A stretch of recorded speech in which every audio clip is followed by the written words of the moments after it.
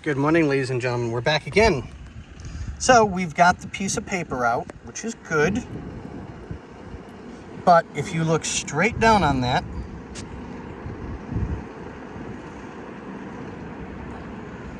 you'll notice that the numbers are not straight. You see some of the next flipping numbers, which you shouldn't. And on an old school analog odometer like this, that means it has been tampered with. So we not only have that, so I just did some calling into one of the parts guys so that we can get you a new one. I'm going with used because I can reuse a lot of your gauges, I'm assuming. So we'll check them all out. Chances are kind of slim that they're all going to be good. So at least with the new dash cluster, we can get all of your stuff working like it's supposed to.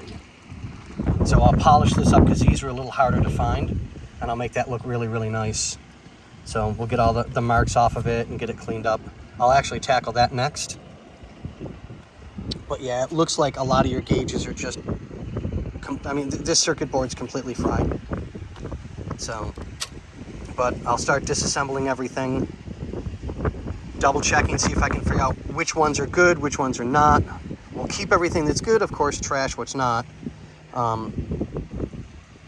And the part's going to have to come from New York because it's the only specialist place that we could find that would have either a good used one or an NOS. So we'll keep you informed. I'll let you know as soon as we know anything. And on that note, have a good one, guys.